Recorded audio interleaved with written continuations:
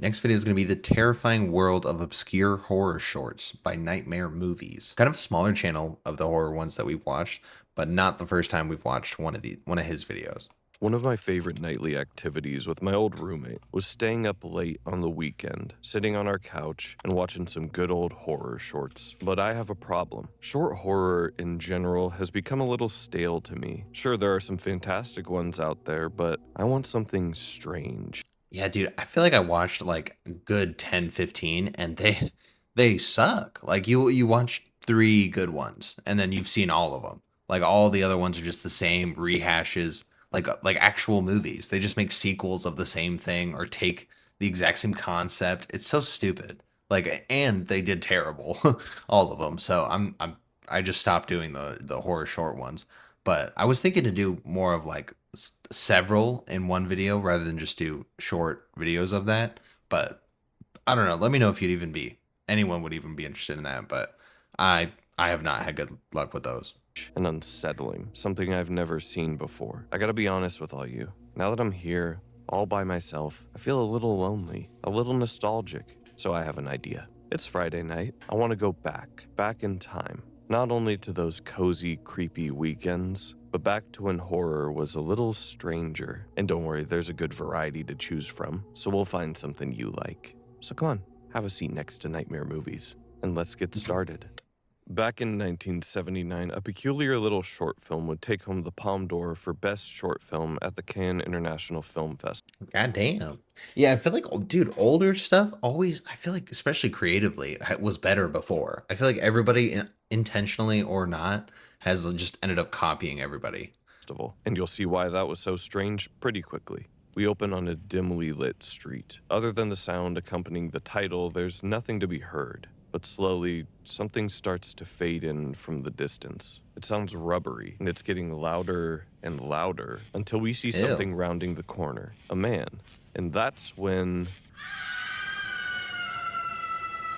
following the cries of something, the man discovers a disturbing scene. A man strangling a woman in a fountain. He quickly intervenes, saving the woman from her demise, but she's skeptical of him, flinching at his advances to help.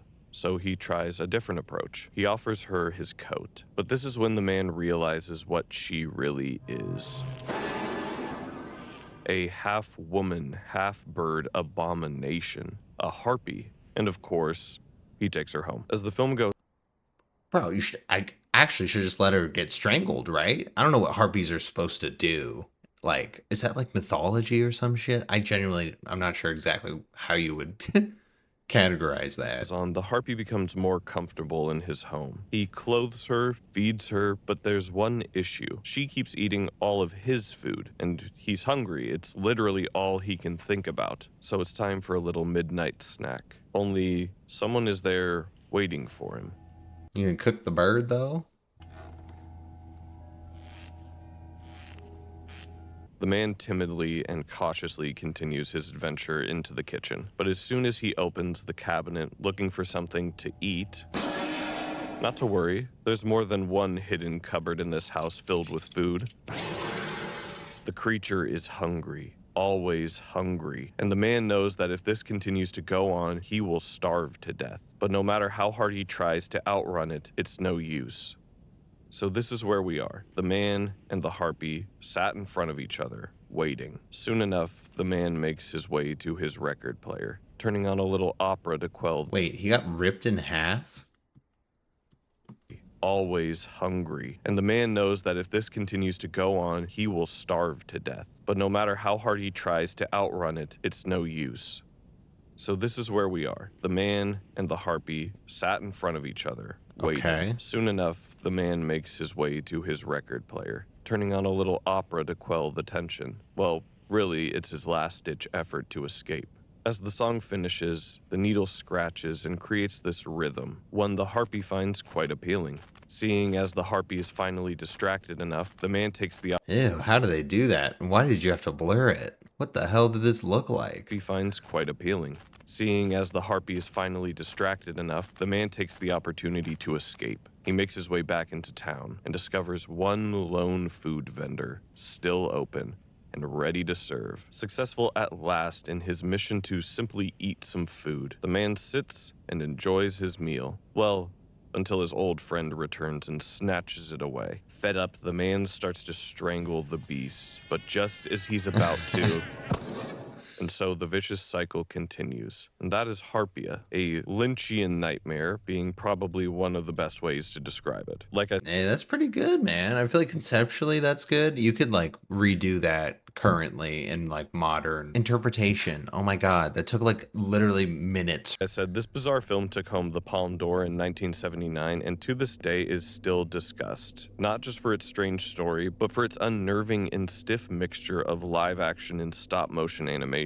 And it's definitely impressive, especially considering that this was the director's first attempt at doing something like this. And it was impressive enough that he would go on to teach this process to a number of different film schools. I'm not sure how any of this was put together in all honesty, but the strange animation style, the sets, the sounds, the colors, all work together beautifully to give us whatever this is exactly. A strange, comedic, and definitely terrifying little short. Though it predates me by decades, it reminds me a lot of those very early internet videos like I Feel Fantastic, at least in tone. And I wouldn't... Yeah, dude, like I said, all the vintage like ones like that were good because they were like obscure. It's like not obscure to do like horror stuff anymore or like I guess like stage videos and stuff anymore. So the people, minimal effort people put in their minimal effort thinking it's not minimal, and it's just like, wow, this is a dud. Like just not cut out for it. Wouldn't be surprised if this was somehow an inspiration. But there's one final question to be asked. What is this film about? And in line with the description earlier of a Lynchian nightmare, I have to say it's entirely up to your interpretation. I was going to say that it's kind of whatever you see it to be. Like if you see his hunger being a certain thing, or you see the bird being a certain person in someone's life, or presence in someone's life. A film about domination and oppression, as some might suggest. Or is it more tightly connected to the myth of the Harpy, them being the hounds of Zeus sent to deliver divine punishment, tying into another theme I saw mentioned that no good deed goes unpunished. These are just a couple ideas, but I want to know, what do you think? What is that supposed to mean? No good deed goes unpunished? Meaning that acts of kindness, charity, or helpful often backfire, resulting in negative consequences, resentment, or ingratitude rather than reward for the doer. A couple ideas, but I want to know, what do you think? Dude, that was fantastic. I think that was that was pretty bad in terms of like time. Like it was very old. So the animation is like not very good and stuff, but I mean, it was good. Conceptually, it's a very good story. And that's really all you need. Straightforward at first. It follows a young woman simply doing her dishes in the sink. But there's a sinister score underneath that would indicate something is definitely gonna go wrong. And boy, does it. There's a hair in the drain, presumably hers, so she tries to remove it. But the more she pulls on it, the more of something disgusting. Ugh, yo, barehanded too? Nah, I'd be getting, you should have latex gloves for like some emergency code red dishwashing situations. You know what I mean? Like you leave them in there too long and then it gets all like colorful. You know what I mean? Barehanded? Are you insane? Don't eat. What? Are we just raw dogging dishes like that? I feel like everyone should have gloves in the event you need them. You know, I mean, not all the time, but. Disgusting she uncovers. She pulls and pries at it, and something is definitely stuck in her drain. And it's definitely not just hair. Something large. Why you just keep yanking though? Like I just call somebody. There's something in there, and I'm not gonna pull it out. Yes. Yes, hello. Would you like to buy a mystery envelope? No, wait, thanks. Well, after that quick interruption, it's back to work. The woman pulls on this umbilical cord once again until something starts to poke through the splash guard. Something humanoid. With one final tug, she rips it out of the sink, and both her and this creature go flying backwards. They lock eyes, and the woman becomes frantic. And just as she's about to leave, something takes over her. Curiosity. She starts to examine the creature, poking at it with a stick, just like I would, before doing what I would do again and stuffing it in a plastic bag and dumping it in the garbage. Problem solved. But that's not the end. It's only... I don't know. I think I would just leave the house and like call the cops or something. I don't know. Like there's a creature here. You know what I mean? I don't know. I you would just go at it with a stick? That's insane. What are you like 12? Only going to get more strange as this woman's fascination grows. And speaking of growing, shortly after the woman digs this creature out of the trash, she drops it in the bathtub and fills it up with water. And once she does, a full-grown man covered in hair floats to the surface. So she does what any one of us would do in this situation, right? You too would lay him on the ground and start dry shaving every inch of his body. And I think that this is an appropriate time to mention that the appendage the woman was tugging on in the sink wasn't a stray hair or an umbilical cord. It was, and there's no modest way to put this, his penis. And yes, you do see it. And no, YouTube, I'm not showing it, I promise. But something important to note. What is this? This is weird. This is obscure as fuck. Oh my god. Is that just before this, the woman opens a closet to get the straight razor out, and we focus on this picture of her laughing with a man who we never see. And I say it's important because I think this is the reason why everything happens next. The woman lies in bed with him, yearning for any kind of reaction or intimacy from this man. But he just lays there, and so she just gives up. You like grew him out of like a weird mass. Like what? You want him to get all up on you? Ew. She throws him back into a trash bag, tossing him away like she should have done at first, and draws a bath. But just as she starts to relax, You just chucked the whole body in a hefty bag? What? it seems the man has come to life. He gasps for air in the bag, and she slices it open to save him. However, he springs at her, and in a desperate attempt at defending herself, the woman tries to finish what she started, fearing for her life. Oh, defending herself. You put the guy in a bag. I mean, the thing in a bag. But she's ultimately soothed when she discovers that he's not a threat. He takes the knife calmly out of her hand, and the two engage in some foreplay, shall we say. And just when you think, yeah, this movie will definitely go there, it has one more twist up its sleeve. There's this hair on the back of the man's neck. The woman pulls it. The man screams. And that is the kitchen sink. And while the story's not as open... I mean, that one really that's a trip for your brain, though. That's fun. I mean, there's two different things you get out of these. I think that one just like psychologically just like fucks you up a little bit, you know? And that's fun. Sometimes that's fun. You need a little like psychological, like, you know, whack. Opaque as Harpia, I still find it just as unsettling. The imagery used in this film is genuinely gross at points, giving me visions of Tetsuo the Iron Man, which funnily enough was released in the same year, and of course flashes of Eraserhead. And I'm not the only one to catch this comparison. Dude, I have not seen any of these. Are these like the good ones? Because I've been lacking on that. It's not all that hidden that this film has a lot to do with maternity and intimacy, with the fetal antagonist emerging from a garbage disposal, a yonic image without a doubt. And the film does everything in its power to make these themes and images as disgusting as possible. From the actual fetus puppet to the full-grown werewolf of a man with his comically large cock that gets dry shaved Bro, I mean, bro, did we... along with the rest of his body. This short feels gross. And the sound design isn't very soothing either. Let me just play some of it for you.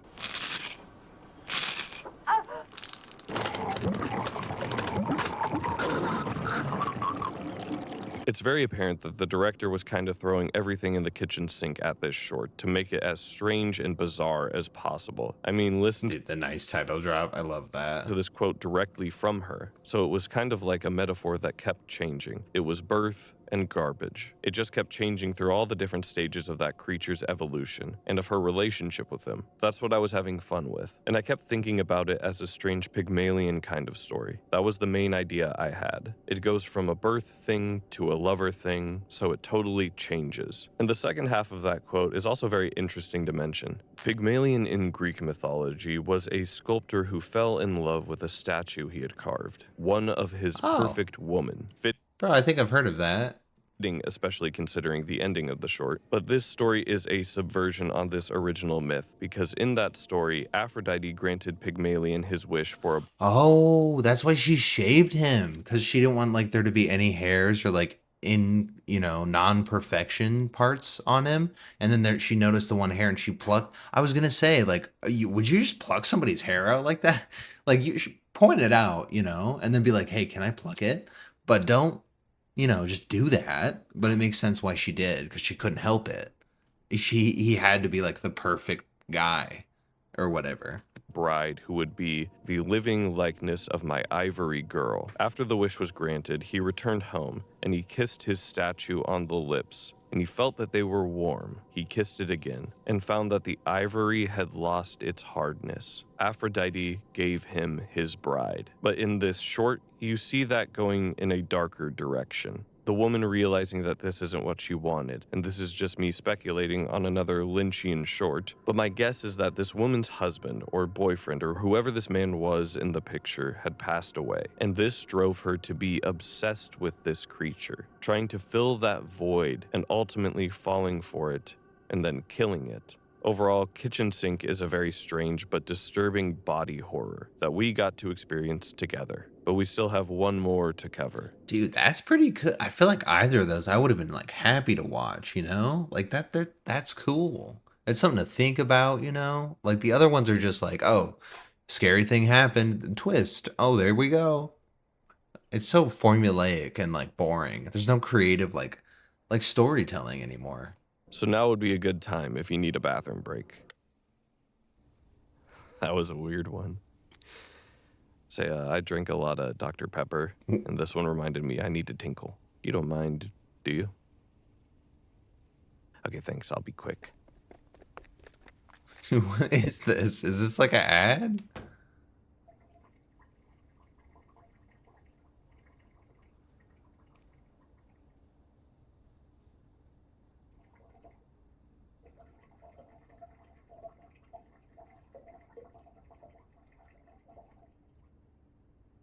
Bro, but he was so nice about asking. We have to let him go. Oh. Thanks for waiting. Oh, don't worry, I'll wash my hands. Well, we got one more. Gross. Are you ready? Our final film is less... I don't know why, but I like it. I don't know why. Lynchian or body horror, and more aimed at those seeking something a little existential. I first noticed it in spring last year. It must have been early April. The Black Tower is not your typical horror short, and I don't want to treat it like it is. To put it simply, the short is about a man narrating his life as he discovers a black tower that seemingly is following him everywhere he goes. And it's an odd film, not just narratively, but in how mundane and otherworldly the world the director creates is. The tower itself is painted this unreflective black that almost looks like someone cut that shape out of the sky and exposed the void behind it. Throughout the 22 minutes, though the narrator goes through a variety of different emotions, he only ever speaks in a monotone way, which ends up adding to... Dude, that would actually be terrifying. If you just couldn't get this image away, like no matter what you do, where you go, it like forms to the place around. Oh my God, you'd lose your mind, and you can't actually ever access that or anything. The curiosity would just kill you. The film's otherworldly atmosphere. I can best describe the feeling the Black Tower gives me in two ways. Firstly, if you at all like to read, you've probably heard of a little book called House of Leaves. It gained popularity a couple years ago for its complex plot structure and, let's say, unique brand of writing and horror, and one of the stories follows the Navidsons, a family who has moved into a house that is 1/4 of an inch bigger on the inside than it is on the outside. It's a subtle horror that drills into the mind of Will Navidson, driving him mad, changing his life, and the house begins to reflect this change, creating new spaces that the Oh, dude, that's sick. father documents. most notably in a section of his film titled The 5.5-Minute Hallway. This space that is seemingly ordinary begins to change into an incomprehensible horror. And while I can't fully say with confidence what happens throughout the Well, dude, what a next level book, bro. That's like, I've never heard of a book doing anything like that. rest of the book, because I'm personally still working through this behemoth of a narrative,